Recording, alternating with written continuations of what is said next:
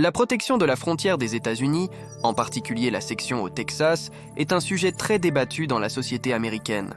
Il y a beaucoup d'idées avec tout le monde pensant qu'ils ont la bonne réponse. Migrants illégaux, criminels, drogue, murs, manque de contrôle ou appareils de pouvoir gonflés. Il s'agit des connotations négatives que les Américains ont de la frontière actuelle. En effet, ce sujet a été soulevé lors de campagnes politiques à plusieurs niveaux, notamment avec l'ancien président américain Trump ces dernières années. Le problème de la protection des frontières étatiques contre plusieurs menaces n'est pas unique aux États-Unis et a été abordé par de nombreux pays.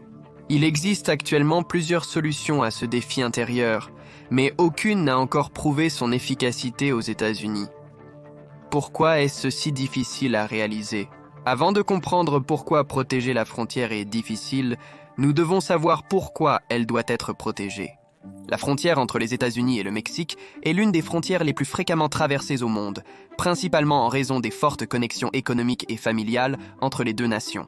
En 2006, il y avait près de 250 millions de passages frontaliers légaux enregistrés, et les données suggèrent que ce nombre peut dépasser 350 millions chaque année. Ces pays sont devenus des partenaires commerciaux essentiels, le commerce augmentant régulièrement en grande partie grâce à l'accord de libre-échange nord-américain, ou accord de libre-échange nord-américain, et au déplacement de la production vers le Mexique. En 2012, on estimait qu'environ 350 000 immigrants illégaux en provenance du Mexique, du Guatemala, du Salvador, du Honduras, du Nicaragua et de l'Équateur entraient aux États-Unis chaque année. Le nombre de passages de frontières non autorisés fluctue, influencé par les changements de politique aux États-Unis et les crises mondiales telles que la pandémie de coronavirus 19. Le Texas est le principal point d'entrée pour les immigrants non autorisés aux États-Unis, et la résolution de ce problème nécessite des ressources significatives et une coopération entre les autorités fédérales, étatiques et locales. La région frontalière est également confrontée à des défis persistants, tels que la contrebande d'armes vers le sud au Mexique et le trafic de drogue en provenance d'Amérique du Sud. Le Texas sert de corridor majeur pour le trafic de drogue du Mexique vers les États-Unis. En 2022, l'administration de l'application des lois sur les drogues a signalé avoir intercepté 379 millions de doses potentiellement mortelles de fentanyl, une drogue exceptionnellement puissante et addictive. Cette substance est considérée comme la menace la plus mortelle pour les États-Unis, avec plus de 4500 kg saisis par heure, y compris plus de 50,6 millions de comprimés déguisés en divers analgésiques. Cela marquait une augmentation significative par rapport à 2021. L'administration pense qu'une part substantielle du fentanyl est produite dans des installations clandestines au Mexique par les cartels de la drogue de Sinaloa et Jalisco en utilisant des ingrédients importés de Chine. En 2021, plus de 100 000 Américains sont morts d'overdose de drogue, les 2/3 de ces décès étant liés au fentanyl. La quantité de fentanyl saisie en 2022 est suffisante pour potentiellement nuire à chaque résident américain et il est largement admis que beaucoup de ce fentanyl entre aux États-Unis en provenance du Mexique. Ce problème omniprésent place le Texas à l'avant-garde de la lutte contre le trafic de drogues illicites, ce qui peut être exceptionnellement difficile en raison des ressources et de l'expertise des cartels de la drogue. La région frontalière est également un important carrefour pour la traite des êtres humains, y compris le dangereux et exploiteur trafic d'individus à travers la frontière. La frontière États-Unis-Mexique est plus fortement gardée, notamment du côté américain, que celle entre les États-Unis et le Canada. Les efforts locaux pour renforcer la sécurité frontalière ont débuté au début des années 1990. L'immigration illégale est devenue un sujet important lors de l'élection présidentielle de 1992 avec les candidats George Herbert Walker Bush, républicain, et Bill Clinton, démocrate. Les deux partis avaient de nombreux partisans plaidant pour une sécurité accrue à la frontière. Ensuite, le gouvernement fédéral a initié ses premières actions de sécurité frontalière. L'opération Gatekeeper a été initiée par Bill Clinton en 1994. Le 30 septembre 1996, la loi sur la réforme de l'immigration illégale et la responsabilité en matière d'immigration a été promulguée après validation par le 104 Congrès des États-Unis. Les premières barrières frontalières ont été construites en Californie, en Arizona et au Texas. De plus, des fonds du budget fédéral américain ont été dédiés à de nouvelles installations de déportation, avec le déploiement de plusieurs centaines d'agents de la patrouille frontalière en Californie et en Arizona. L'expansion de la sécurité à la frontière a entraîné un changement, où plus d'immigrants se sont installés de manière permanente aux États-Unis, comparativement à leur pratique précédente de traverser la frontière temporairement, souvent pour le travail agricole, et de retourner au Mexique après la saison et la récolte. Après les attaques terroristes du 11 septembre 2001, la sécurité des frontières est devenue une priorité pour lutter contre le terrorisme, poussant à accroître les financements. En septembre 2006, le Congrès a adopté le Secure Fence Act de 2006 permettant la construction de 700 miles supplémentaires, soit 1005 km de clôture. Le président George W. Bush a promulgué cette loi le 26 octobre 2006. Barack Obama, son successeur, a aussi appuyé cette loi et durant ses 8 années de mandat, le renforcement de la protection des frontières a été constant. Une étude commandée en 2013 par le Conseil des Relations étrangères a révélé que les gardes-frontières avaient appréhendé environ la moitié des immigrants illégaux en 2010. Donald Trump, qui a été président des États-Unis de janvier 2017 à janvier 2021, a cherché à tenir l'une de ses promesses de campagne, la construction, l'ajout et l'expansion des structures existantes le long de la frontière sud des États-Unis, d'environ 2000 miles de long, soit 3200 km. Le 24 mars 2017, il a émis un décret pour lancer la construction. Selon un communiqué de presse du département de la sécurité intérieure des États-Unis à la mi-mars 2017, le mur proposé atteindrait une hauteur allant jusqu'à 29 pieds et demi. Pour comparaison, le mur de Berlin mesurait environ 4 mètres de haut et les barrières entre Israël et la bande de Gaza atteignent jusqu'à 29 pieds et demi de haut. Le coût a été estimé entre 12 milliards et 21 milliards de dollars. Cependant, Trump a eu du mal à obtenir un financement significatif de son parti pour la construction du mur dans le budget initial de son mandat aux États-Unis. Comme le budget de 2017 n'a pas alloué de fonds pour l'extension du mur frontalier, en 2018, le Congrès a approuvé des sommes d'argent relativement petites pour l'extension des installations frontalières. En 2019, le président Trump a invoqué ses pouvoirs en réponse à une urgence nationale, lui permettant de détourner des fonds du budget de la défense pour l'expansion de la frontière. À la fin de la présidence de Donald Trump, les chiffres officiels indiquaient que 452 miles d'installations frontalières avaient été reconstruits d'ici janvier 2021. Cependant, seulement environ 80 miles de cela ont été construits entièrement à partir de zéro, avec 47 miles constituant un mur frontalier et 33 miles servant de renforcement supplémentaire pour les barrières existantes. Les 372 miles restants impliquaient des rénovations de structures frontalières préexistantes. Le successeur de Trump a-t-il continué le projet?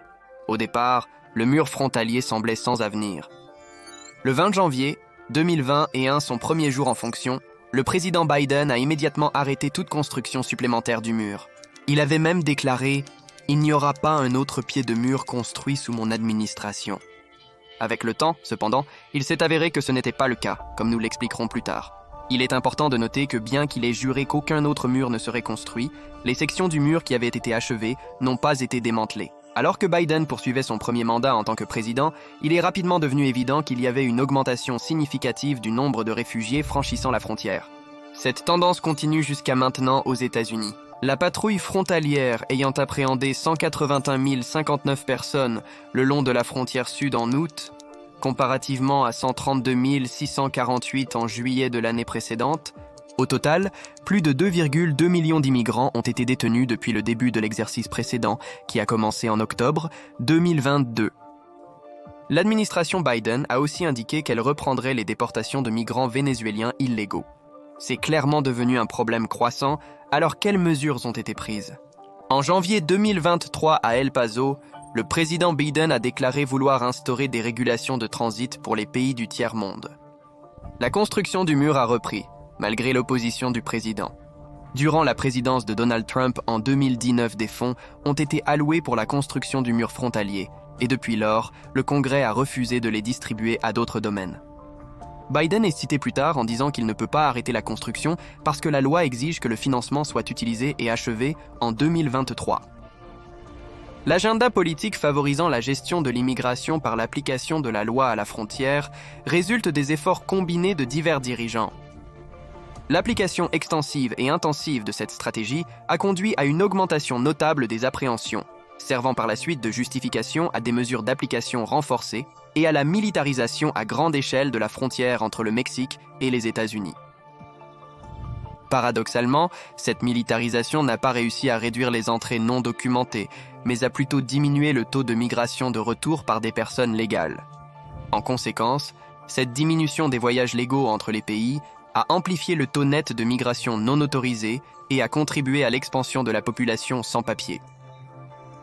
Cela a simultanément provoqué des changements dans les modèles de traversée des frontières et les préférences de destination. Finalement, la migration autrefois circulaire des travailleurs masculins vers quelques États sélectionnés s'est transformée en l'installation de familles dispersées à travers la nation. Cela n'explique cependant pas ce qui rend l'acte de protection de la frontière du Texas si difficile. C'est un défi complexe, influencé par plusieurs facteurs persistants. Un aspect fondamental de ce défi est la nature chronique des problèmes liés à l'immigration illégale et au cartel de la drogue, qui ne disparaissent pas simplement. Lorsque ces crises s'aggravent par intermittence, il devient difficile d'adapter les systèmes de sécurité aux frontières. Alors, pourquoi y a-t-il eu un besoin soutenu de sécurité aux frontières pendant plus de 3 décennies? En 2017, avec l'inauguration de Donald Trump, le nombre d'immigrants illégaux détenus à la frontière entre les États-Unis et le Mexique était à son point le plus bas en 45 ans. Toutefois, ce déclin fut éphémère et la migration a recommencé à croître. Depuis le début de 2019, la situation à la frontière s'est notablement détériorée. La majorité des migrants provenant de 3 nations d'Amérique centrale, le Guatemala, le Honduras et El Salvador, ont souvent du mal à identifier un seul facteur motivant, les incitant à quitter leur domicile et à entreprendre le périlleux voyage vers l'inconnu, risquant leur vie et leurs biens en traversant le Mexique, où ils sont menacés par des gangs locaux. Ces pays d'Amérique centrale font face à une multitude de problèmes. Historiquement, la migration de masse vers les États-Unis a été principalement motivée par la grande disparité de développement économique et de salaire. Le produit intérieur brut par habitant dans les pays d'Amérique centrale est environ un dixième de celui des États-Unis. Dans les économies offrant des opportunités limitées pour les individus en âge de travailler, les États-Unis, qui connaissent une pénurie de main-d'œuvre, constituent une destination attrayante. Les taux de migration sont donc étroitement liés à la situation économique aux États-Unis. La migration augmente lorsque les offres d'emploi sont nombreuses et peut diminuer de manière significative, sans s'arrêter complètement, en cas de détérioration économique. Même pendant la crise économique aux États-Unis en 2007, la migration en provenance d'Amérique centrale a persisté, bien qu'à un rythme réduit. Maintenant, explorons plus profondément ce qui se passe en Amérique centrale qui pousse leur population à partir. La situation là-bas est assez mauvaise.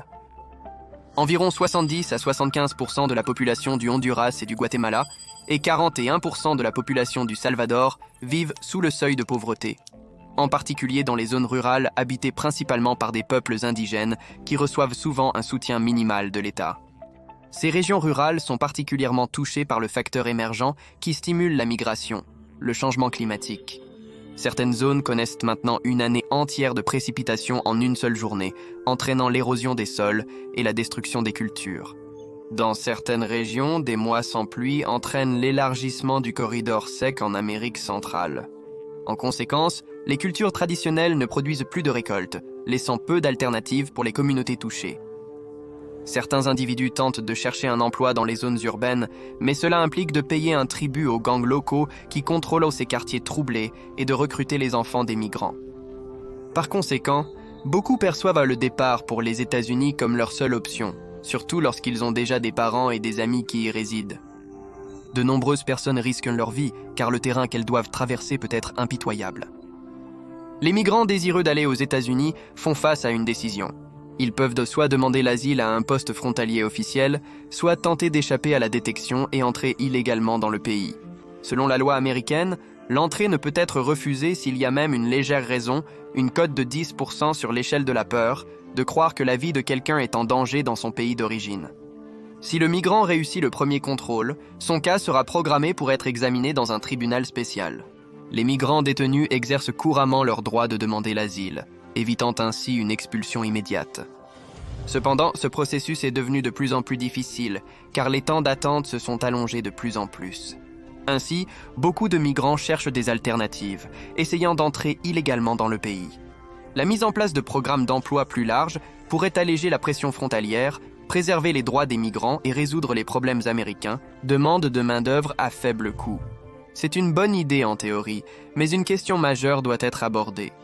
Comment les États-Unis peuvent-ils empêcher davantage de criminels dangereux de franchir la frontière? Les cartels de la drogue font preuve d'un haut degré d'organisation, de force financière, d'efficacité opérationnelle et d'une nature impitoyable. Leur domination dans le commerce mondial de la drogue remonte aux années 1980 et les États-Unis sont engagés dans une lutte prolongée contre eux depuis une longue période. Selon les données des États-Unis de mars, en 2021, les douanes et la protection des frontières ont indiqué que les cartels et les organisations de trafic d'êtres humains étaient censés générer près de 14 millions de dollars par jour en facilitant le transport illégal d'individus à travers la frontière sud. Ces cartels internationaux impitoyables amassent des milliards de dollars chaque année grâce à l'exploitation, aux difficultés et aux mauvais traitements infligés aux migrants. De plus, la majorité des drogues et narcotiques illicites sont introduites aux États-Unis via la frontière sud. Peut-être de manière surprenante, l'administration de l'application des lois sur les drogues a déclaré que la plupart des drogues entrent aux États-Unis par les ports d'entrée officiels. Les contrebandiers transportent des cargaisons interdites dans des voitures privées ou des camions. Les cartels ont leur base dans divers pays d'Amérique latine et sont assez influents, comme l'indiquent les gros budgets de dépenses mis en œuvre pour lutter contre eux. Alors que jusqu'à présent cela peut sembler que les États-Unis sont seuls dans ce combat, est-ce vrai ?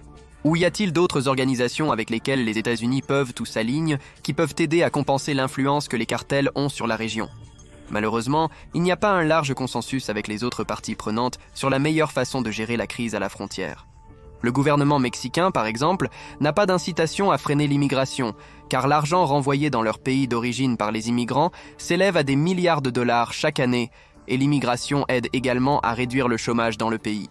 Plusieurs organisations hispaniques et de droits de l'homme aux États-Unis expriment des inquiétudes face à la discrimination et la montée des tensions. Les groupes écologiques et les entreprises agricoles américaines s'opposent à un contrôle frontalier plus strict.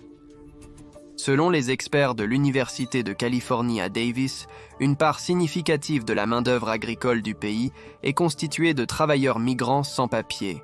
De plus, divers secteurs de l'économie américaine tirent des avantages de l'utilisation de la main-d'œuvre illégale. Des études indiquent que les immigrants sans papier augmentent l'échelle de l'économie américaine, favorisent l'expansion économique, améliorent le bien-être des citoyens natifs, génèrent plus de revenus fiscaux qu'ils n'en reçoivent, diminuent la motivation des entreprises américaines à délocaliser des emplois à l'étranger et à importer des produits de fabricants étrangers, et offrent des avantages aux consommateurs en réduisant les coûts des biens et services. En même temps, il y a des gens qui ne sont pas satisfaits de telles choses et qui tentent activement de protéger la frontière du Texas. Depuis plus de 2 ans, le gouverneur Greg Abbott repousse les limites de ce qu'un État peut faire pour appliquer les lois sur l'immigration. En mars 2021, le gouverneur a lancé l'opération Lone Star, qui a émis une déclaration de catastrophe couvrant la plupart des comtés le long de la frontière. Cela lui a donné l'autorité de déployer la Garde nationale du Texas à la frontière et a confié au département de la sécurité publique du Texas et au département militaire du Texas la responsabilité de gérer l'opération. Cette initiative a reçu un large soutien au Texas, même parmi certains démocrates. Cependant, le coût associé, qui a déjà dépassé 4 milliards de dollars, devrait dépasser 9 milliards de dollars d'ici la fin de l'année prochaine. Il a supervisé des efforts proactifs de la part des policiers de l'État à la frontière pour dissuader la migration et a audacieusement défié les autorités fédérales en plaçant une barrière flottante au milieu du Rio Grande. Dans la petite ville frontalière d'Eagle Pass, la police d'État a dégagé la végétation d'un banc de sable dans la rivière pour établir un nouveau poste de sécurité. Ces tactiques plus agressives ont rencontré leur premier défi significatif de la part du gouvernement fédéral, qui a déposé une plainte contre l'État du Texas. Le procès soutient que la barrière flottante dans la rivière viole la loi fédérale et représente un risque pour la politique étrangère des États-Unis. Le gouvernement fédéral a déposé une motion demandant une injonction immédiate pour ordonner le retrait de la barrière. Ces stratégies nouvellement intensifiées ont testé le soutien dont les politiques d'immigration du gouverneur ont historiquement bénéficié au Texas. Néanmoins, l'intensification des tactiques, ainsi que les rapports sur le traitement sévère des migrants par les officiers du Texas et les incidents impliquant des blessures liées au fil de rasoir, ont érodé une partie de ce soutien. Des experts juridiques ont noté que les actions du gouverneur Abbott ont déjà repoussé les limites de l'autorité de l'État en matière d'immigration et peuvent, dans certains cas, avoir dépassé ces limites. En octobre 2023, le gouverneur Abbott a ordonné à la Garde nationale du Texas d'installer une barrière dans certaines zones le long de la frontière entre le Texas et le Nouveau-Mexique. Il a été rapporté que des membres de la Garde ont installé du fil barbelé près de Sunland Park, Nouveau-Mexique, à la frontière avec El Paso, Texas.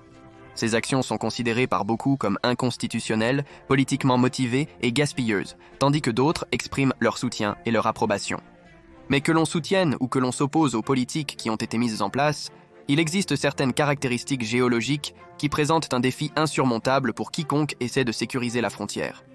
La frontière entre les États-Unis et le Mexique s'étend sur une longueur totale de 1 954 miles, ou avec des limites maritimes supplémentaires s'étendant sur 18 miles ou 30 km dans l'océan Pacifique et 12 miles ou 19 km dans le golfe du Mexique. C'est l'une des plus longues frontières internationales entre deux pays au niveau mondial.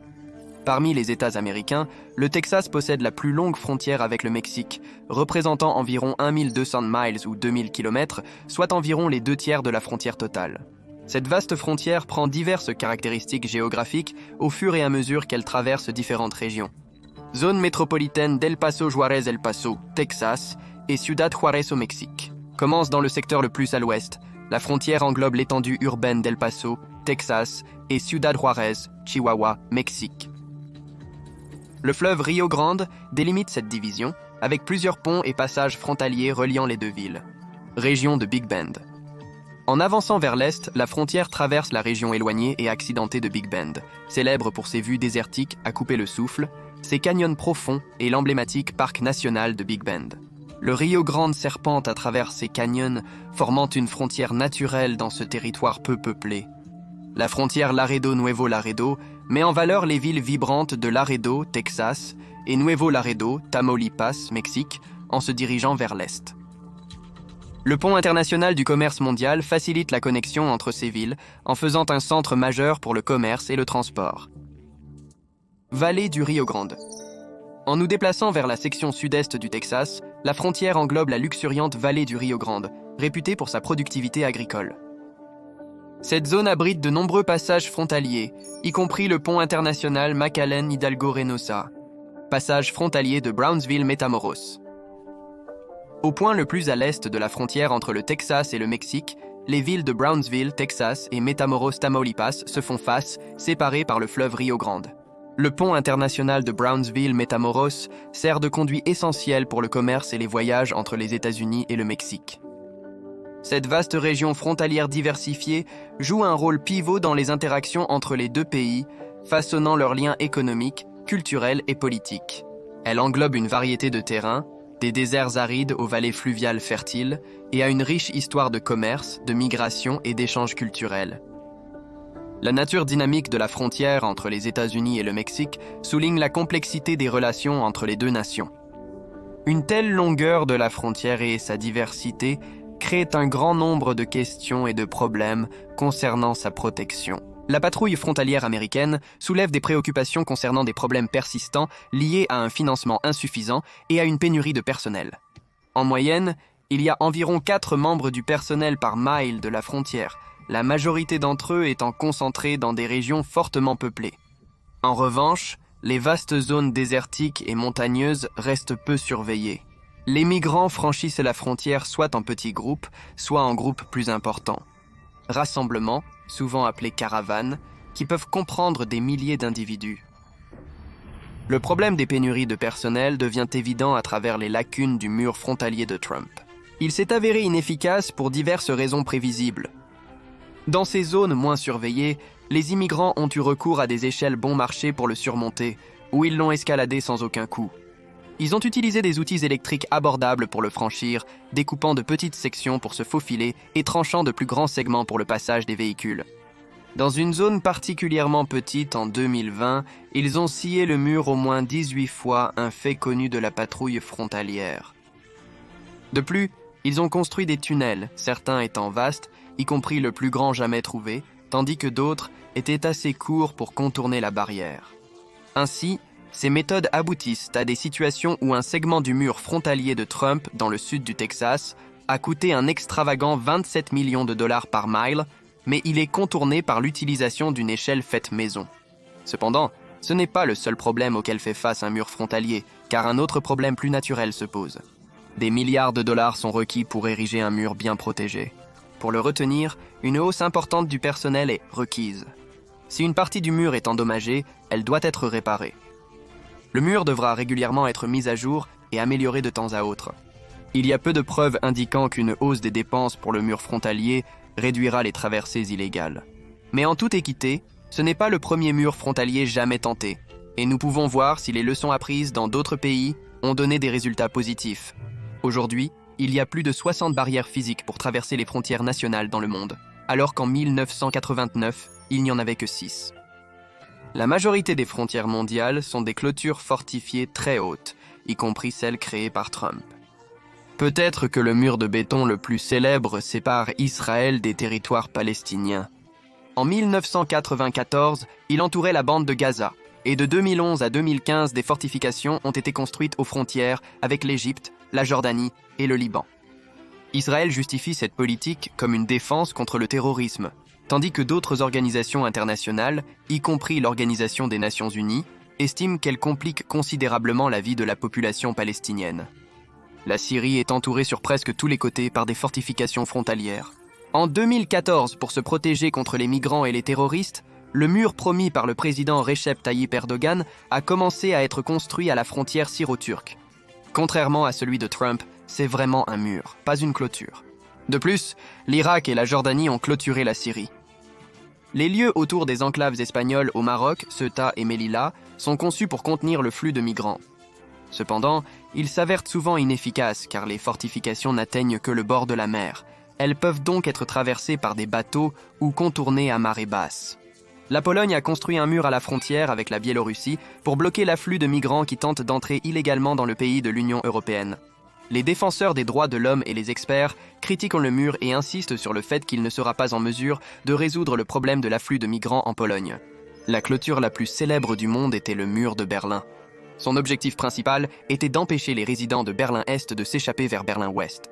Mais même sous la menace d'exécution, les gens pouvaient franchir le mur le plus surveillé du monde. 28 personnes se sont échappées par un tunnel de 145 mètres qu'elles avaient creusé elles-mêmes, ont volé sur un deltaplane dans un ballon fait de fragments de nylon, sur une corde jetée entre les fenêtres des maisons voisines, et ont utilisé des bulldozers pour enfoncer les murs. Ainsi, bien que l'efficacité des murs et des clôtures frontalières est variée, peut-être qu'une solution peut être trouvée en étudiant la frontière du voisin du nord des États-Unis, le Canada. Les États-Unis et le Canada partagent une frontière communément qualifiée de largement indéfendue, bien que cette description soit précise principalement dans un contexte militaire, car les agences de maintien de l'ordre civil sont actives à la frontière. Il est illégal de traverser la frontière hors des points de contrôle, car une inspection officielle minutieuse est requise pour ceux qui la traversent. Il est important de souligner que les mesures de sécurité sont sensiblement renforcées le long de la frontière États-Unis-Mexique, qui mesure environ un tiers de la frontière États-Unis-Canada. La frontière États-Unis-Canada traverse diverses régions géographiques. Des portions de la frontière traversent des zones boisées dans le nord-ouest, les prairies, les grands lacs, le fleuve Saint-Laurent et s'étendent jusqu'à l'océan Atlantique. La frontière traverse également le territoire de la nation Akwesasne et délimite la frontière entre le Vermont et le Québec. Après les attentats du 11 septembre, les deux pays ont nettement renforcé la sécurité à la frontière, notamment dans les zones urbaines et rurales. Les deux pays participent également à l'échange d'informations de renseignements stratégiques et tactiques sur le terrain. En 2010, les États-Unis et le Canada ont collaboré à un projet intitulé « Au-delà de la frontière », une vision commune pour la sécurité périphérique et la compétitivité économique, visant à renforcer le contrôle des frontières et le partage d'informations sur l'immigration entre les deux nations. Il est clair qu'un alignement des objectifs, ainsi qu'une absence de crise humanitaire, ont abouti à une frontière beaucoup plus stable au nord. Alors tout cela pose la question. Est-il vraiment possible de protéger complètement la frontière sud ? Compte tenu des nombreux problèmes auxquels sont confrontés les immigrants qui tentent d'entrer aux États-Unis, du clivage politique sur la manière de traiter le problème et des obstacles géographiques et financiers à surmonter, il ne semble pas qu'une solution à court terme soit réalisable. La forte militarisation de la frontière Mexique-États-Unis n'a pas seulement échoué à diminuer l'immigration clandestine, mais a aussi eu des effets préjudiciables. Une façon à long terme de lutter contre le crime organisé et l'immigration excessive est d'aider les pays voisins à fournir plus de soutien et de protection à leurs propres citoyens. Au lieu d'entraver l'inclination démontrée du travailleur mexicain typique à s'engager dans des mouvements de travail temporaire aller-retour vers les États-Unis, des politiques alternatives auraient pu être mises en œuvre pour encourager la migration de retour. Cela pourrait inclure la réduction des coûts et des risques associés à l'envoi des gains au Mexique, l'offre de remboursement d'impôts aux migrants qui reviennent, l'octroi aux immigrants légaux, l'accès aux droits américains même s'ils retournent au Mexique, et la collaboration avec les autorités mexicaines pour créer des opportunités attrayantes d'épargne et d'investissement au sein du Mexique. Les milliards de dollars dépensés pour l'application contre-productive des frontières auraient peut-être été plus judicieusement alloués à des fonds d'ajustement structurel destinés au Mexique. Ces fonds auraient pu être utilisés pour améliorer l'infrastructure du Mexique dans des domaines tels que la santé publique, l'éducation, les transports, la communication, la banque et l'assurance. Cet investissement aurait pu contribuer à une Amérique du Nord plus robuste, productive et prospère, s'attaquant finalement aux causes profondes de la migration qui sont actuellement liées à des marchés de capitaux et de crédits d'assurance inefficaces. Allez maintenant voir comment les États-Unis pourraient être dépassés par le Mexique, ou pourquoi les États-Unis et le Canada ont l'une des frontières les plus étranges du monde.